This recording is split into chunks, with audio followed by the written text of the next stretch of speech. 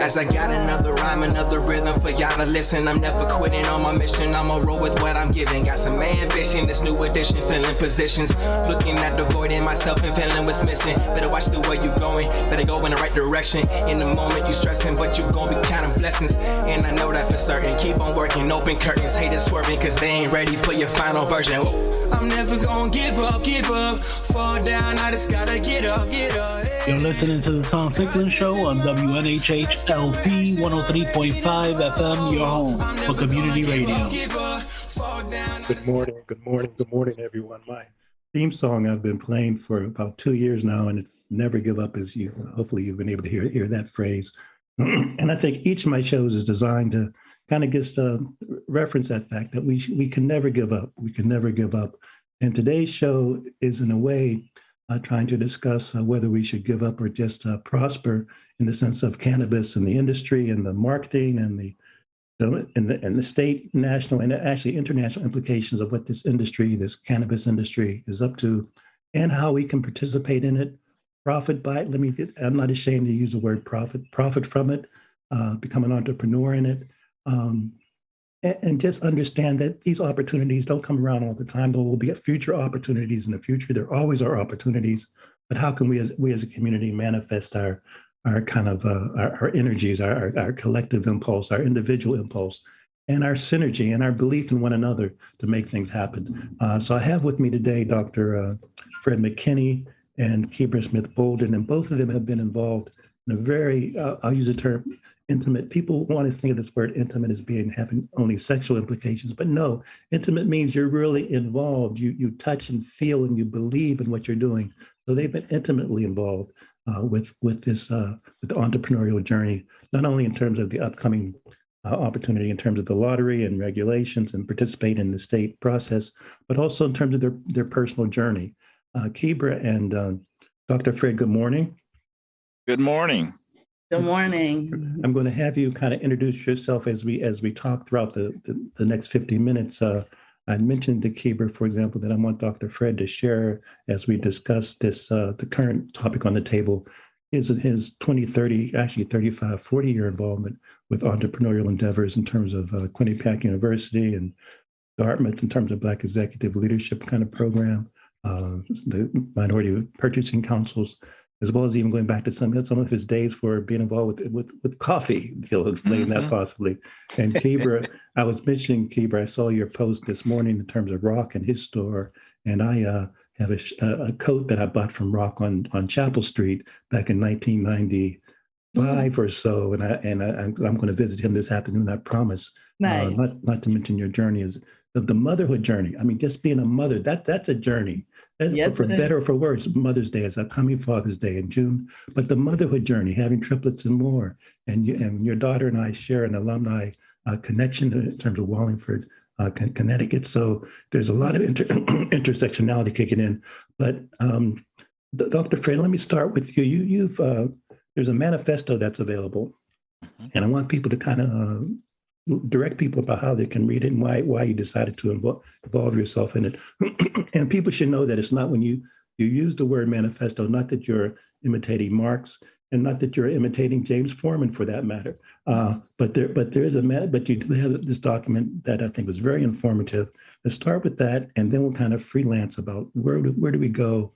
How can we be involved? How can we link arms and commit and encourage and inspire one another to participate in this economic opportunity? Absolutely. The manifesto title really is to indicate some sense of urgency that something needs to be done quickly in order for communities that are historically left out of opportunities to really inform themselves and to get organized in order to take full advantage of the opportunity of adult use cannabis in the state of Connecticut. And so there's an origin story to the manifesto, and that really starts with leaders in two nonprofit organizations here in Connecticut. Carl Highsmith, who is the founder of Concorp in Hamden, Connecticut, and chairman of Concorp, and also Joe Carbone, who is the president and CEO of the workplace based in Bridgeport, Connecticut. And these two leaders came together realizing that there was both an opportunity for entrepreneurs that are underrepresented in Connecticut, and also an opportunity for workers in our community, both in this cannabis space, that entrepreneurs can make it in this cannabis space, and workers in our community can find careers in this cannabis space. But it's like one of those things, if you don't do anything, you can almost rest assured that people in our community will be left out. How can folks access, and we'll repeat this toward the end of the show as well? Sure. The manifesto, we have a website that we created to promote the manifesto as well as other developments in the cannabis space. And so the website is acect.org.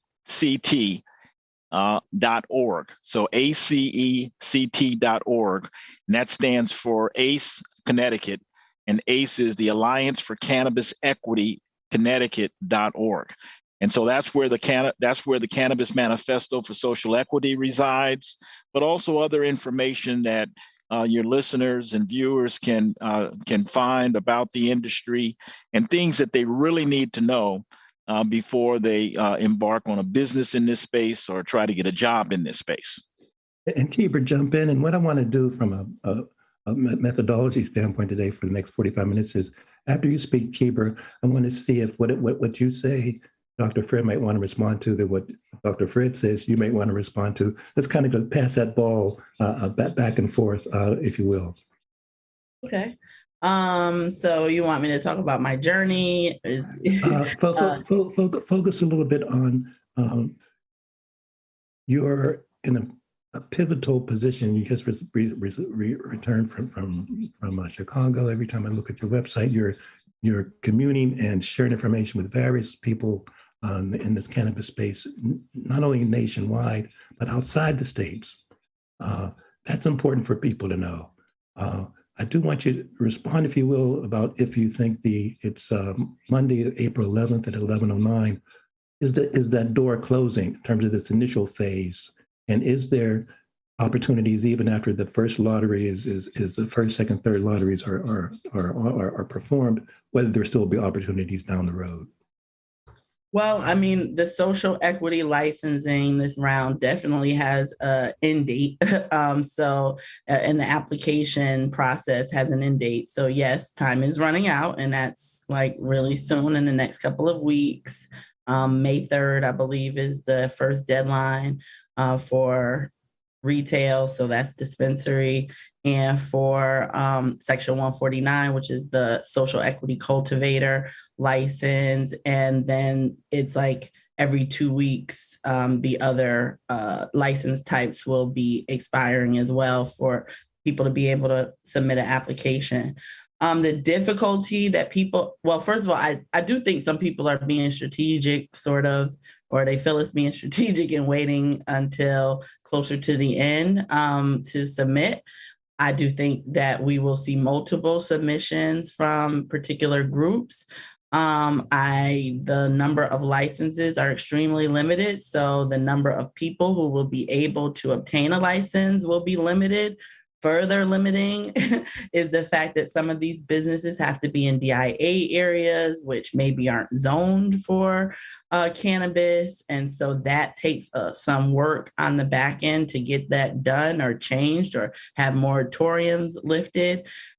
And then at the time that you do apply for the lottery or for the cultivator, if people are ready for that big willy one, you need $3 million for that one. But you also need to disclose at the time of application all of your financial backers.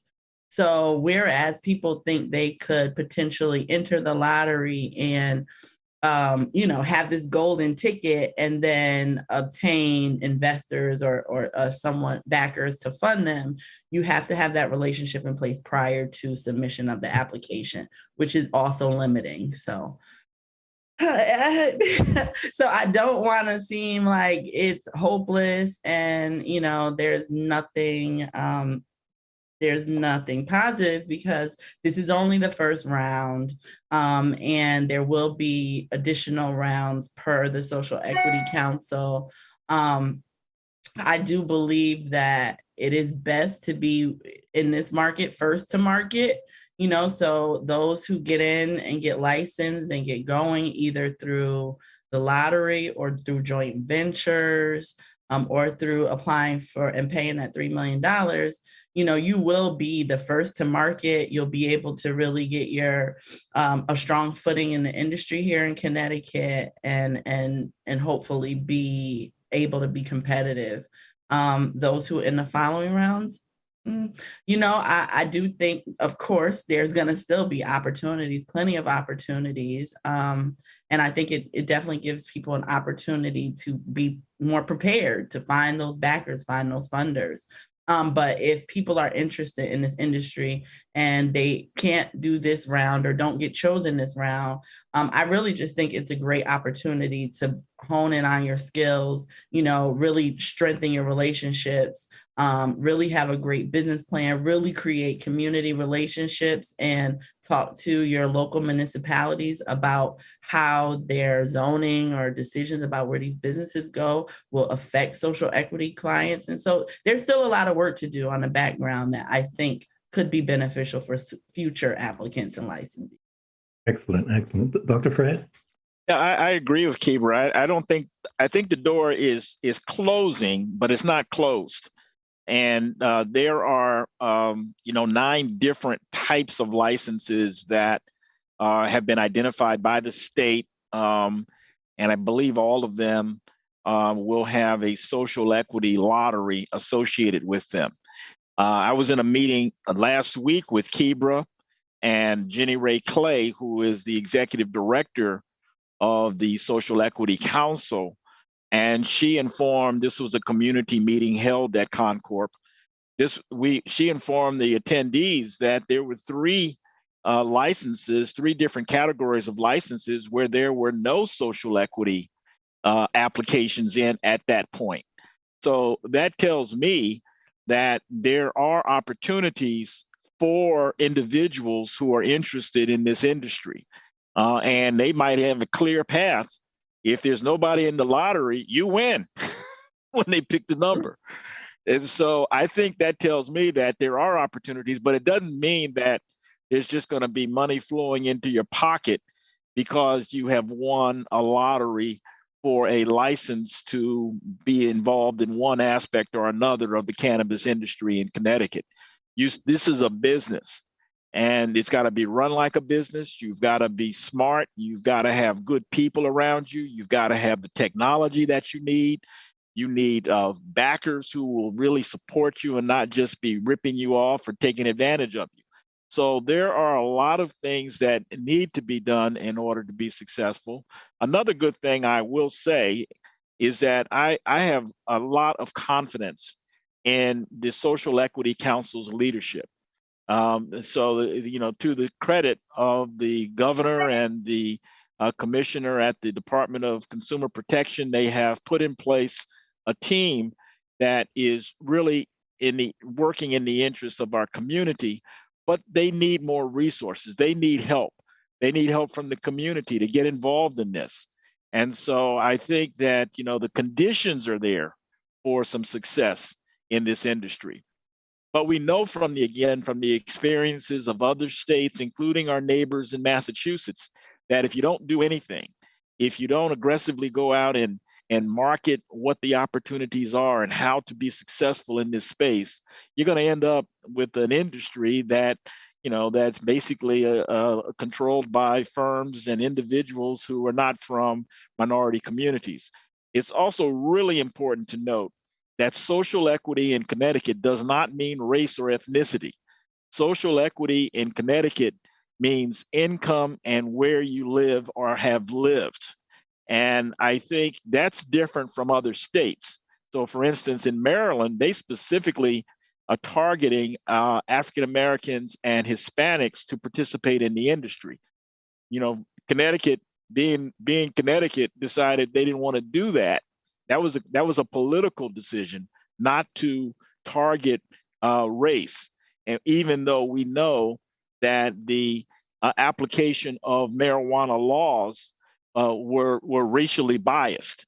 And so, but they took essentially the easy way out. But that's not the fault of the Social Equity Council. The laws were passed by the legislature. But I thought that they probably had to go that route in order to get the support that they needed to pass the law. But it's important for people in Black and brown communities in the state of Connecticut to realize that just because you might be Black or brown doesn't mean that you are eligible for a social equity license. Keeper? I mean, and what we have seen in some states that have tried that is that has been challenged and, deemed federally, not legal or whatever. So that it has definitely been challenged in the court system. So because I was part of this process in coming to this legislation. And so it was, I'm sure there were some nefarious things too, because there are things that go, that I'm not even aware of that are happening. But, there was, some conversation about making it specific to race. And it was, the way it was presented to us was that it would create a lot of legal challenges and make it a little more difficult. Dr. Fred and Keeper, you've mentioned this social equity council with, I guess, Andrea and Jenny Ray Clay. Does their influence continue after this first lottery phase? For someone that's listening, I'm trying to kind of help enable the listener to kind of focus on the process and the continuum. The Social Equity Council is charged to oversee this entire program from its beginning till forever, I guess. We'll always have a Social Equity Council as long as we have social equity licensees. And so, yes, I mean, they, as Dr. Fred said, they are in a position where I don't think any of them were previously, in the cannabis industry. I don't think any of them had any previous knowledge, really about cannabis laws and legislation. And of course, we know that they were selected right after the legislation was voted into place. So they have a bit of a learning curve, and I think they are doing an excellent job with the resources that they do have. But as Dr. Fred said, they do need a lot of additional information, additional resources, and specifically to hear from the community. They are in charge of, all of the application fees that come in. They are going to be overseeing where tax revenue goes. They're going to be overseeing specific funds that have been put in place for social equity licensees. And so, yes, their influence is going to be very far-reaching, long-standing, and they're going to be needing to learn more and more as things develop. We've never had this industry here. And so for them to make sure that it's administered correctly to social equity applicants and licensees is going to be really important. And Dr. Fred, you referenced just before Keeper just shared the really astute comment, but you referenced the need for community support, community input, community involvement. Kind of unpack that a little bit. Absolutely. I mean, one of the provisions of the cannabis law in Connecticut is that Keeper mentioned this, is that there will be tremendous amount of tax revenue generated by the sales of cannabis to adult recreational use consumers. And give you some sense of this. Again, I think the best example, the closest example of what could happen in Connecticut is what happens in Massachusetts. Right now in Massachusetts, they're tracking at about $30 million a week in cannabis sales. Now, Massachusetts is say that again. Cannabis sales in Massachusetts are about $30 million a week. And so they're tracking at over $1 billion a year in cannabis sales in Massachusetts. Connecticut is a little more than half the size of Massachusetts in terms of population. So it's kind of realistic to assume that we'll do maybe half as much as what Massachusetts is doing currently. Now, Massachusetts is going to lose some of the business from Connecticut residents who are close to the border. But the industry in Massachusetts is 3 years old. The legal adult use industry in Massachusetts is 3 years old. So it's going to take some time in Connecticut. But based on that, I'm projecting that in Connecticut, we might be looking at about $15 to $20 million a week in cannabis sales. Let's take the easy number of $20 million and a 3% tax. 3% of the retail tax is to go to those disadvantaged, disproportionately impacted areas, or the places that the cannabis are retailers, producers, manufacturers, delivery companies, all of those folks are located. If you have cannabis business in those cities or towns, you're going to get some of that 3% tax. Well, if it's $20 million and 3% of that's $20 million a week. So 3% of that is what, $600,000 a week going into these communities for use to develop those communities. So this is something that goes beyond just selling cannabis to adults in Connecticut. This is a new source of revenue that can be used by communities that, quite frankly, need the resources, need the investment in their own infrastructure, in their own development, in their schools, in their transportation systems, in their internet, and all of these things. Here is a pot of money that is now going to be available to those towns. Now, what's interesting is most of the towns in Connecticut have indicated they don't want cannabis in their towns. They're saying, no, don't come here. And you know what? That's fine with me. More money, more money. That's right. That's fine with me, because I think this is an industry that Bridgeport, New Haven, Hartford, Danbury, Waterbury, New London, these urban centers are where you had most of the disproportionate abuse of members of our community by the police when it came to cannabis. And so I hope that those towns of Greenwich and Glastonbury and Westport, I hope they stay out of the business and send their customers to Bridgeport and Hartford and New Haven, because we'll take their money.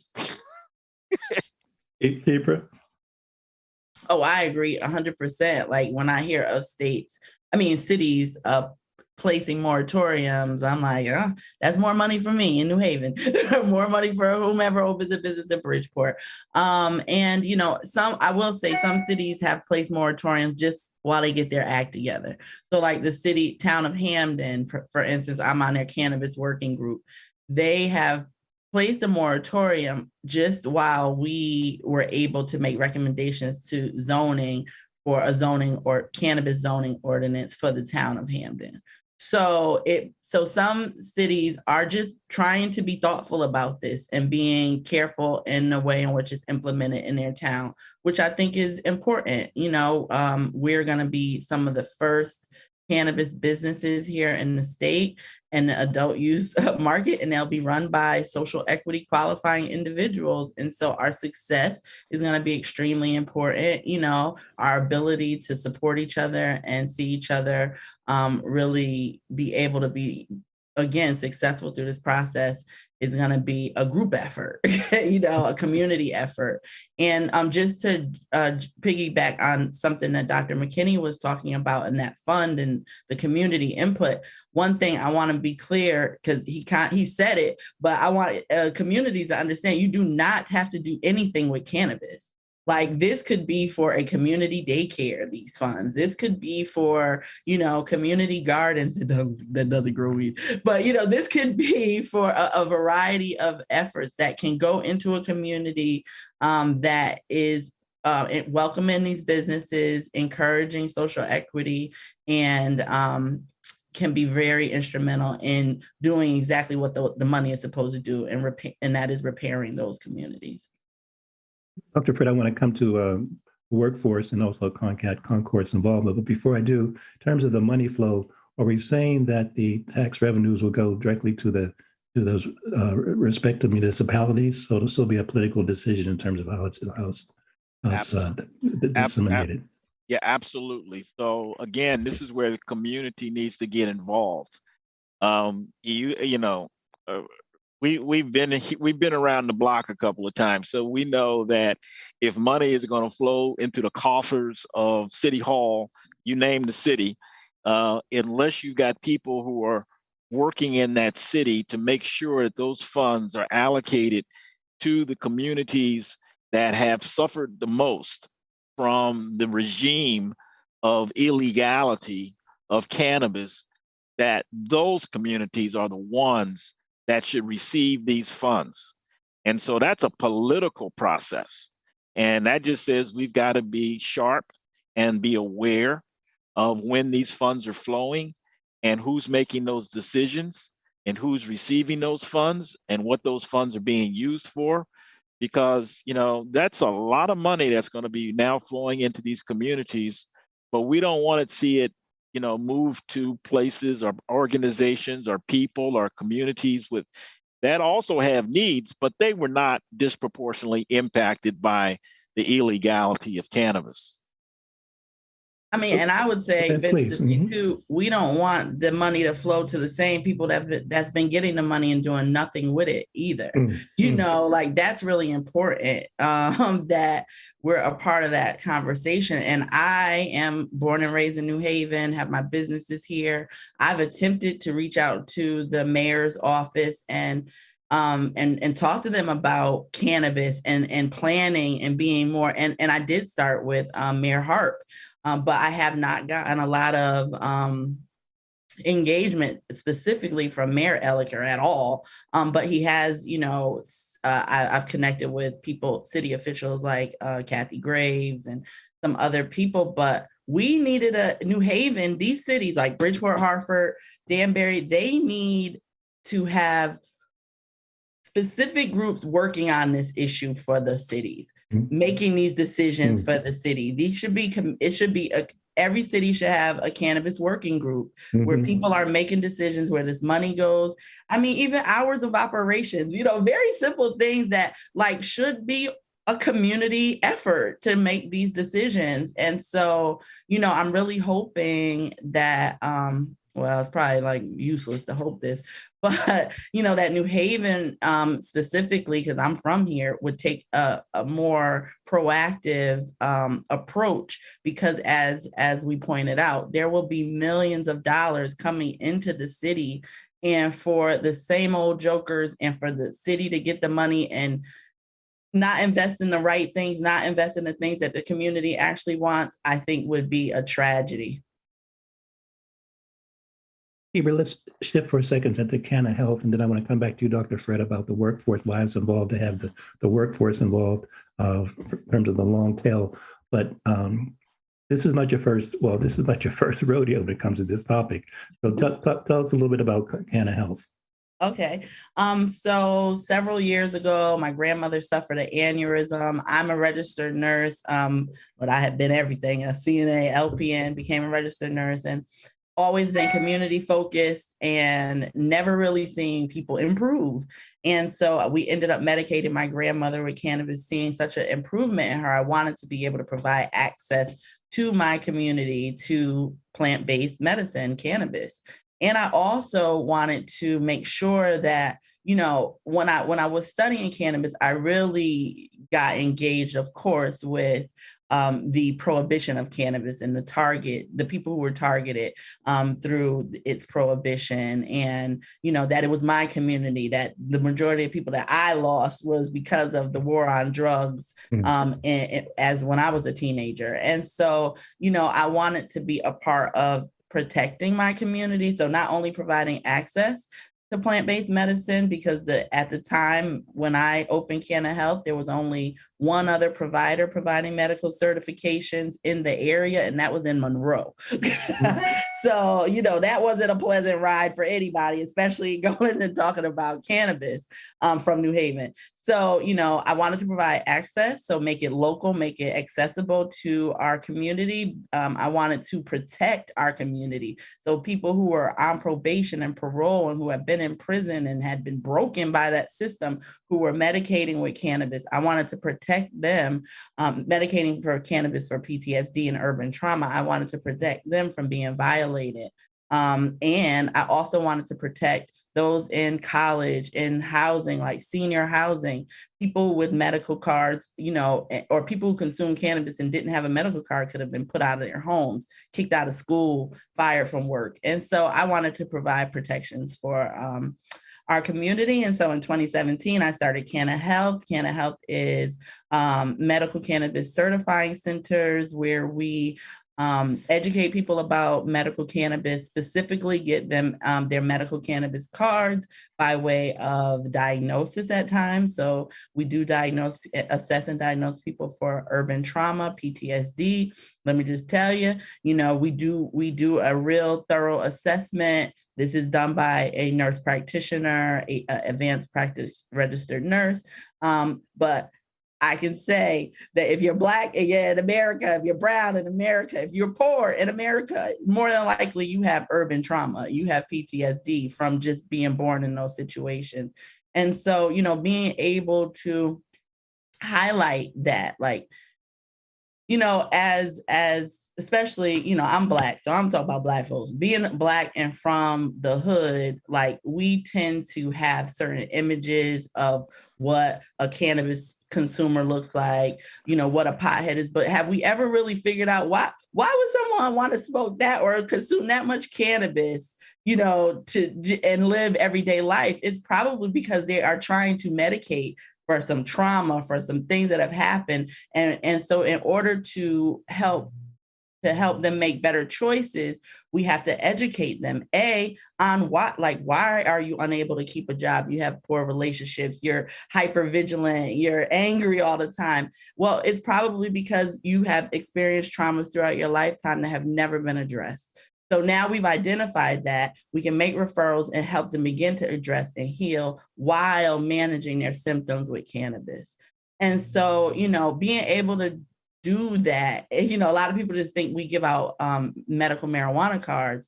We do, but we also are enlightening and educating the community and really keeping them safe.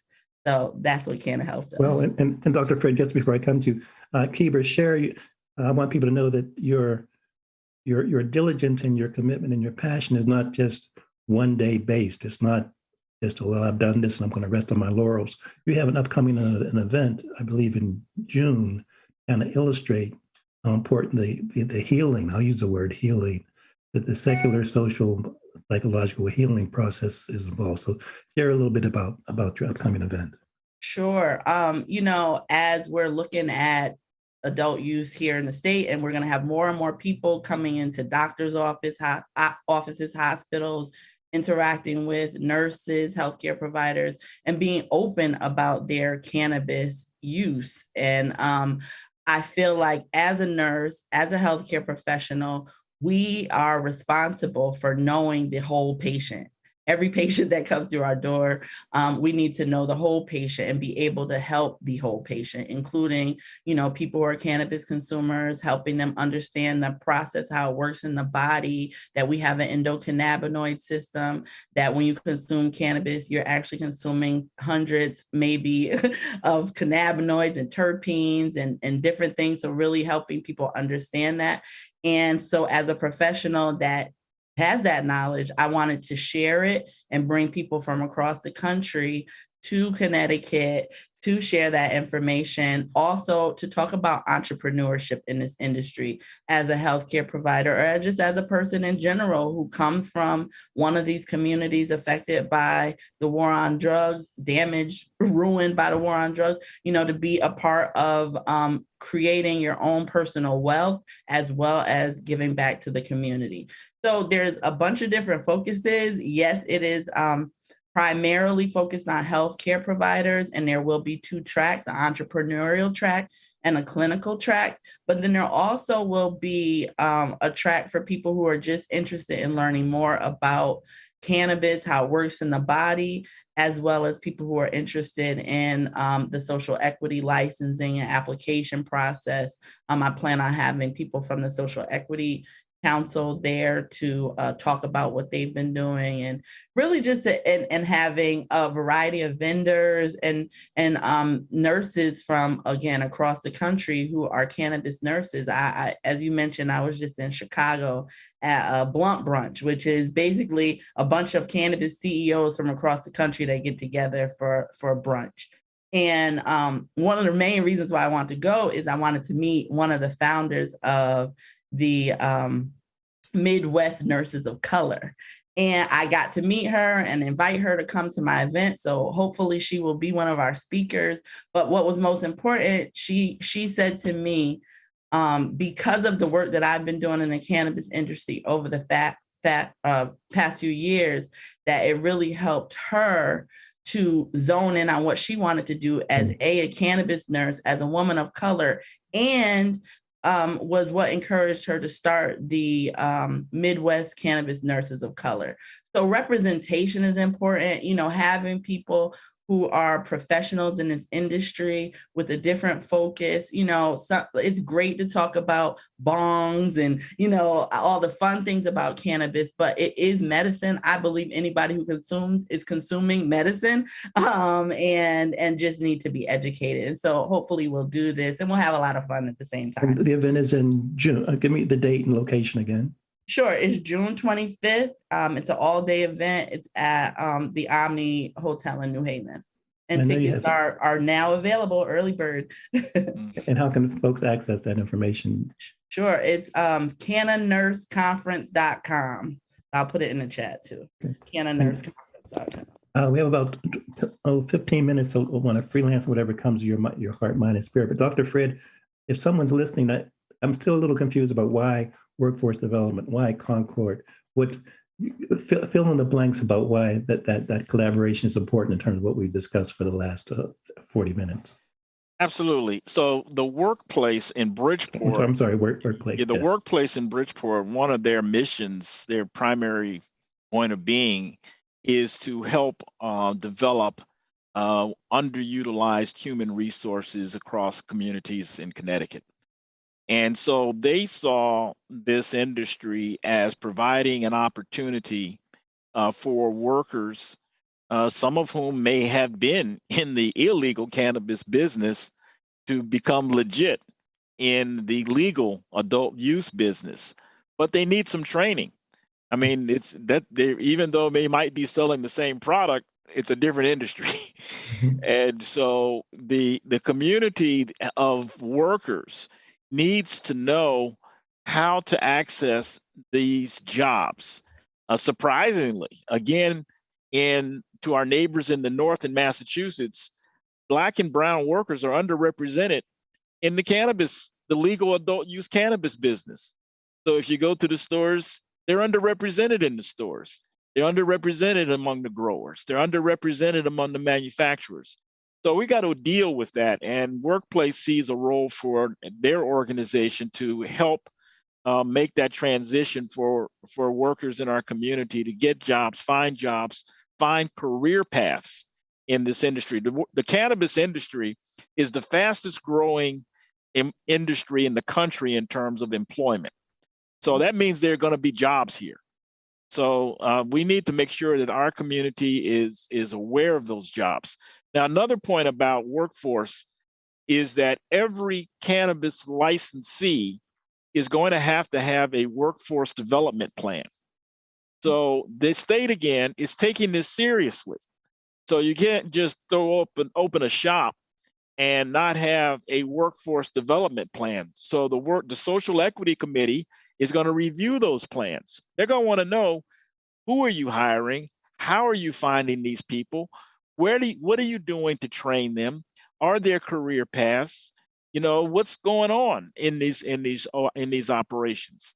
And so I think that's a good thing. So Connecticut, had the advantage. Oftentimes, Keeper mentioned this, there's some advantages to being the first mover.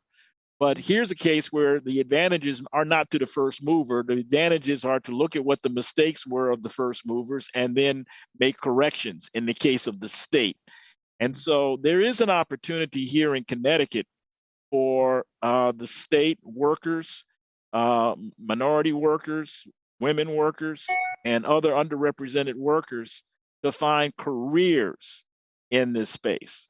And because it's a new industry, the promotion path, the path from getting in on the ground level to becoming an executive in a company are pretty good. So, this is kind of like as an economist, an economic historian, kind of like the gold rush in California.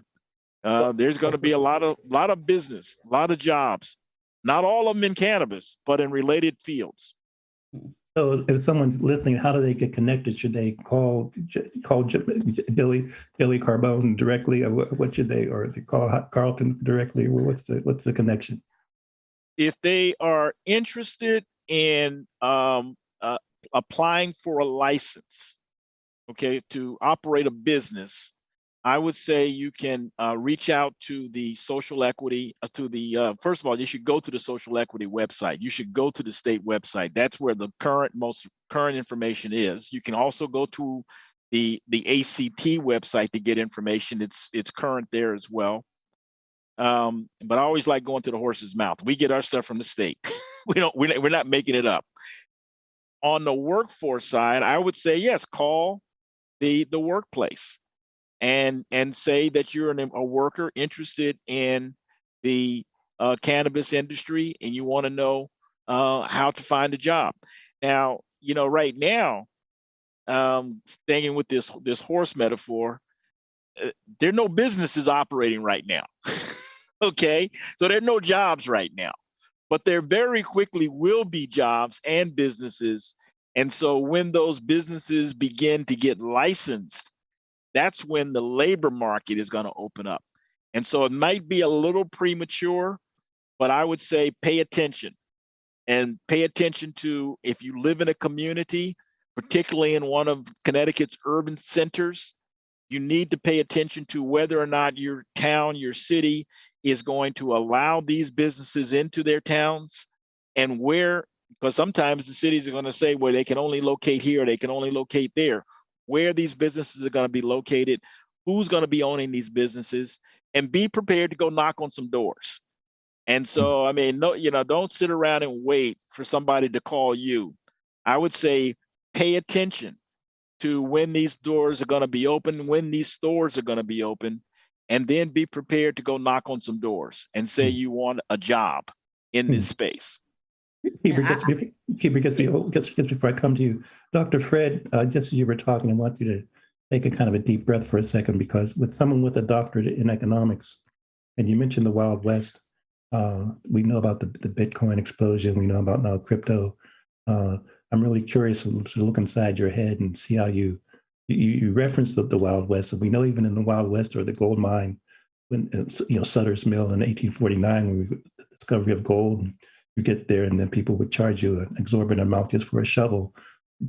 So I'm curious, from a philosophical standpoint, how are you charged up? Like, have you ever seen anything like this? You referenced the revenues in Massachusetts and across the nation and this exploding industry, but does this kind of just mystify you, or are you just kind of excited about the exponential and quantum implications of this budding, to use that expression, explosion of people's passion and desire to be healthy? I am excited about this industry. I'm excited because it's long overdue that this substance should have been made legal. I was a victim of the war on drugs. And so I think it's not just, a good thing to do, is because also personal. So, and I've seen family members and friends be affected by it. And so now it's basically been turned on its head. Now, instead of being illegal and facing the prospect of long jail terms, which also affects your future employability, your education, your housing, everything, your family relationships, everything. It affected everything. And, in our community, it destroyed families. And so I'm excited that we are now changing this environment. And yes, it will create wealth significant wealth. And so it's also really important to understand that while there will be some mom and pop operations in this space, I am a little bit afraid, if you will, of what could happen and what is likely to happen when things really open up. And when things really open up, that's when the feds will relax their laws and will match the state laws. Because even though Connecticut, Massachusetts, and 19 or 20 other states have legalized adult use, it's still illegal at the federal level. And so that affects banking, that affects interstate commerce. And so when the Fed changes and makes it legal, then you're going to have banking or banks that'll be openly, working with marijuana, cannabis businesses, and you're going to have interstate competition. And you're going to have, that's when, excuse the terminology, but that's when the big boys are going to enter this industry. The alcohol companies, the cigarette companies, the investment banks, they're going to enter this business because if they see that these businesses are making, $30 million a week in Massachusetts and $15 million a week in Connecticut, they're going to want a piece of it.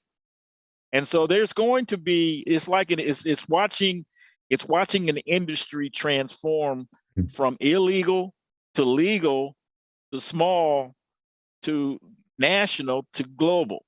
And so that is an interesting, as an economist and a historian, it has few parallels. Gold is one, the internet is one, maybe Bitcoin is another, but this is unique. Ibra? A couple of things Dr. McKinney talked about in like saying getting ready for jobs or being open and looking for jobs, like get prepared to get educated. The local dispensary your local dispensary will probably hire about 20 to 35 employees. And so, just that you have been smoking all your life or something like that, that won't be sufficient. Like you're going to need to know something about the different strains, how they work, how cannabis works in the body. Of course, there'll be people to guide you on that, but this should be something that you should be doing to get yourself prepared. And a cultivation will probably create anywhere between 100 and 250 jobs. And so that's growing it. So you're going to need to have some knowledge about the processes. Again, of course, there will be training, there are opportunities. You can connect with workforce development training companies that are doing this. But, there needs to be some self-preparation as well.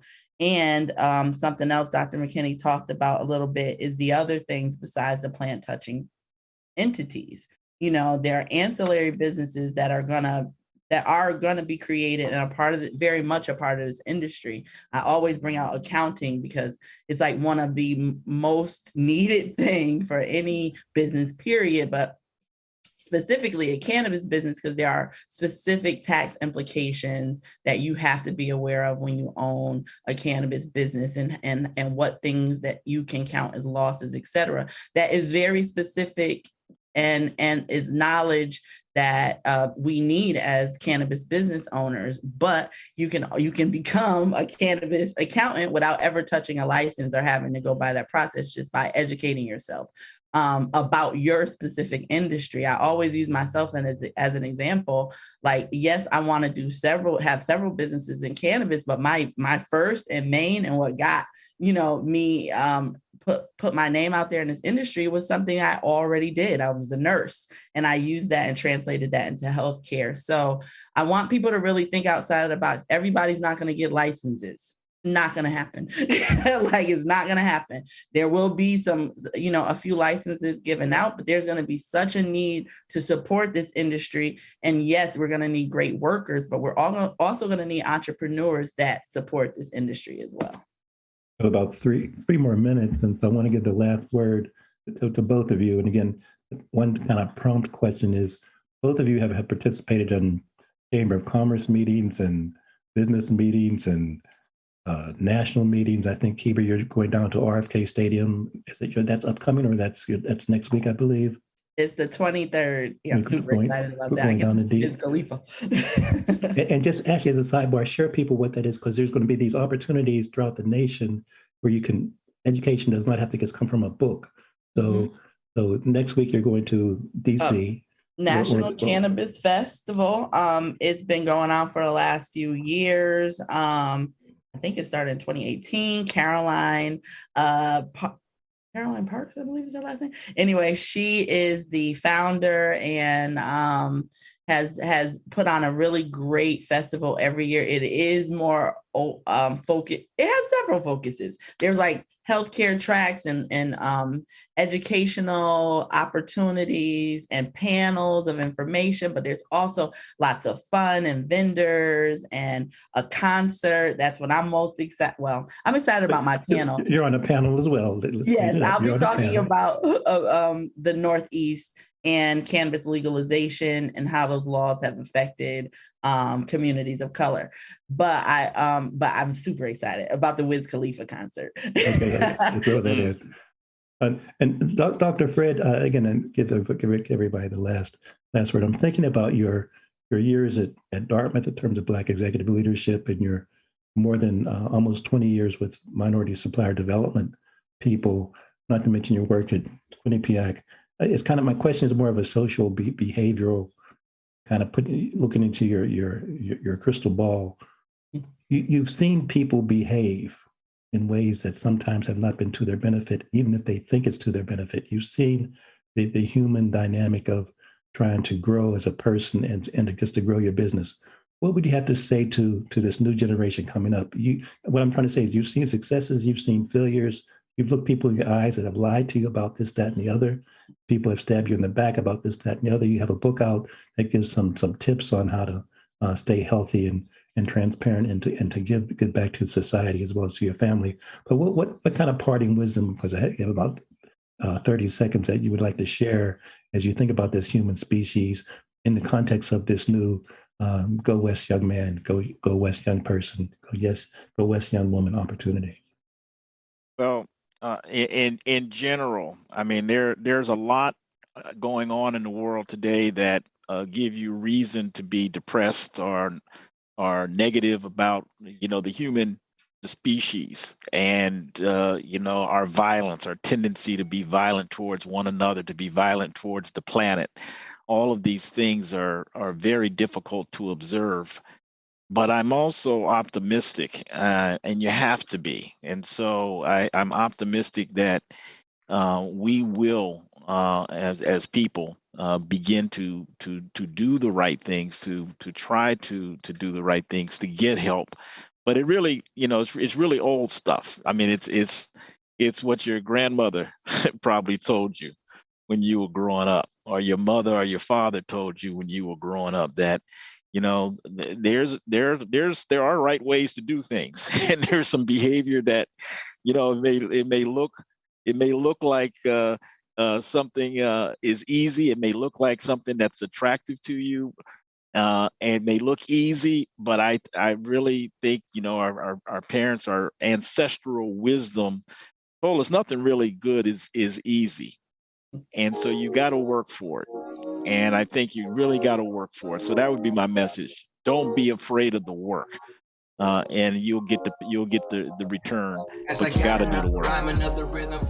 Eva, you can do it. Your 1 o'clock show. You can answer my question for me on your 1 o'clock show.